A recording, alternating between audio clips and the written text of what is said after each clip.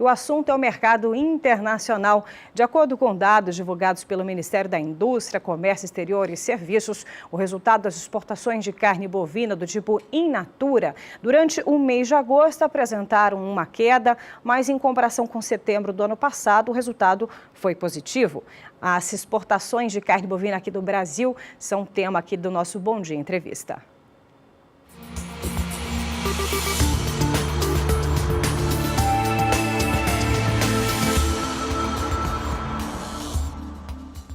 E para falar sobre o assunto, estamos recebendo o João Pedro Cuti Dias, analista de agronegócio aqui do Canal do Boi, para a gente poder entender direitinho o resultado das exportações de carne bovina. Bom dia, seu João Pedro. Bom dia. O resultado do mês de setembro, de acordo com o Ministério, em comparação com agosto, teve aí uma leve queda, mas comparado com setembro do ano passado, o resultado foi positivo. É normal, então, essa queda? É normal, porque você tem o volume exportado por dia útil é maior em setembro do que em agosto. 20 agosto dias, teve 3 dias úteis a mais do que setembro. Mas o importante maior é o seguinte, é você olhar para o futuro. Hoje, nós temos soja no Brasil inteiro, nós estamos com 110 milhões de toneladas de produção. Por quê? Por causa da China. A China, ela hoje, 77% da nossa soja exportada é com destino ao mercado chinês. Ou seja, então a China viabilizou a expansão da soja no Brasil.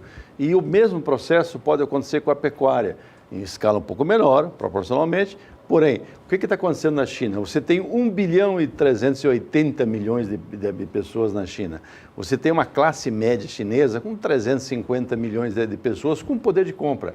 O poder de compra do chinês é muito maior que o nosso, porque na China você tem uma carga tributária de 16% do PIB, nós temos 35%. Ou seja, nós pagamos para um governo que não devolve nada em segurança, infraestrutura, educação. É para atender uma casta de pessoas beneficiadas que se aproveitam disso. Na China você tem uma distribuição mais democrática desses recursos arrecadados. O que acontece na China? A China hoje, o consumo per capita deles está na faixa de 6 quilos de carne bovina por habitante ano. O grande consumo é carne suína e o grande consumo é frango. E aqui no Brasil é quanto mesmo? Nós chegamos a consumir 42 quilos por habitante ano. Infelizmente, com essa política econômica do lulapetismo, arrebentou com a economia brasileira. Nós estamos falando hoje em 30, 32 quilos por habitante ano. Então, à medida que a China cresce, a economia chinesa, cresce a massa de pessoas com poder de compra, você vê claramente uma tendência de aumento do consumo de carne bovina. Eles não têm espaço físico para criar gado de corte. Eles fizeram um esforço muito grande em gado de leite. Então, esses 6 milhões de toneladas, 6 milhões e 500 mil toneladas que eles consomem de carne produzida na China, normalmente é descarte de fêmea leiteira, na quarta ou quinta gestação, eles descartam elas. Então, essa é a oferta. Carne para atender o mercado, para atender uma carne de consumo, tem que importar. De que eles importam? Importavam muito da Austrália e do Uruguai. O Brasil, há 2 anos atrás, na época da Copa do Mundo, o Xi Jinping esteve aqui e falou, o Brasil vai voltar a exportar. Vai voltar e voltou com toda a força. Porém, tem um detalhe, Helene. O acordo sanitário que nós temos com a China prevê que os animais não podem ter mais que 30 meses de idade. Ou seja, 30 meses é a data limite. O frigorífico tem que respeitar muito isso aí, porque em algum momento eles vão cobrar isso aí. Então, o que acontece? Esse ano, quando se comentava, a China não importava nada, mas importava via Hong Kong. Então, a hora que a China entrasse no mercado, voltando como entrou há 2 anos atrás, haveria uma diminuição das exportações para Hong Kong. Esse ano mostra o contrário. Nós estamos aumentando a exportação para Hong Kong na faixa de 10% a 11% ao ano e aumentando para a China 30% ao ano. Ou seja, o Hong Kong continua importando. Hong Kong é um grande polo de distribuição de alimentos na Ásia.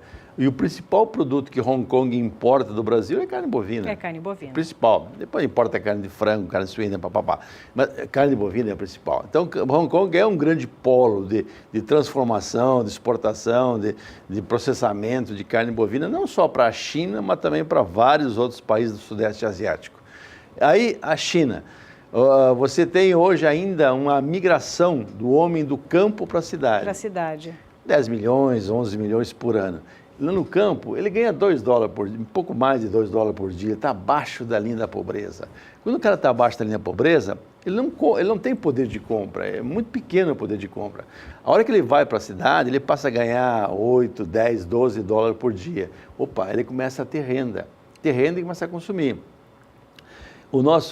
E a carne brasileira, nós tínhamos o nosso maior divulgador lá. Temos o garoto propaganda, né? Foi o primeiro-ministro, Xi Jinping, falou que ele adora a carne brasileira. E tem que adorar mesmo, é uma carne produzida em capim, é uma carne saborosa, tem sabor. Uma carne única no mundo. Única. Nós, infelizmente, os brasileiros, não temos a capacidade de chegar e fazer um esforço de marketing para mostrar. Porque quem consome a carne brasileira, ele consome uma carne saudável, uma carne natural, uma carne de extrema qualidade e que hoje essa classe média chinesa, que é a maior consumidora de vinho francês, ela está aprendendo a consumir também a nossa carne. Também de vinho francês? O principal importador de vinho francês é a China. Então, o que acontece? Então, eles têm um bom gosto, excelente. Incrível. E tem renda, né? Principalmente tem renda. Se renda, não comprava. Então, o que acontece? Então, à medida que você vê isso aí, Elaine, você vê um espaço para o Brasil crescer. A China e Brasil, eu sempre comento que China e Brasil se complementam. A China nos empurra dezenas de materiais eletrônicos, celular, peça, isso e aquilo. Hoje, por exemplo, a China é a grande exportadora do Brasil de placa fotovoltaica, que vai ser a grande fonte de energia nos próximos 10 anos. Exato. A China chegou a um ponto de tecnologia que ela baixou o custo da placa fotovoltaica e produz em quantidades astronômicas. Né? Então, o Brasil passa a ser um grande importador. Ótimo, é bom para nós vamos produzir uma energia limpa, saudável, localizada, que você pode levar isso a qualquer lugar. E bom para o Brasil, porque nós temos condições de exportar principalmente alimentos para a China. A China tem uma preocupação de segurança alimentar. Ela tem uma população tão grande, tão distribuída, que ela tem que se preocupar, ela tem que ter fornecedores confiáveis. E o senhor e a senhora que estão nos assistindo são bons produtores, são capazes de produzir, e a China é exemplo da soja, na carne bovina vai acontecer o mesmo processo, ou seja, cada vez mais a China vai demandar produtos que o senhor e a senhora vão ter que... Só para a gente poder finalizar, temos aqui mais 1 ou 2 minutinhos, se meu produtor permitir. Vamos falar ainda sobre as exportações totais de carne bovina, que até de janeiro até setembro, seu João Pedro, em comparação com 2016, já superaram 2%. Então, ao que tudo indica, deveremos encerrar também com uma alta de 10% em relação ao ano anterior, ainda com bons olhos também. Você acredita nesse bom resultado?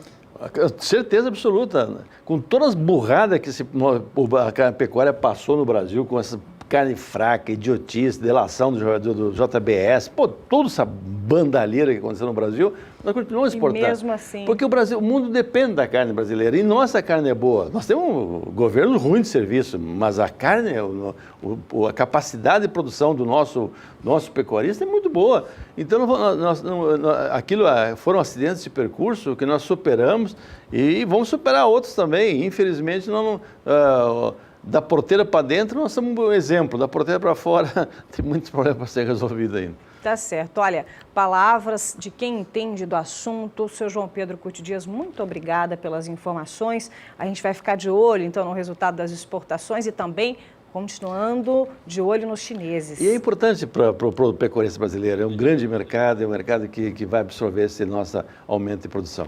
Tá certo. Informações com João Pedro Couto Dias.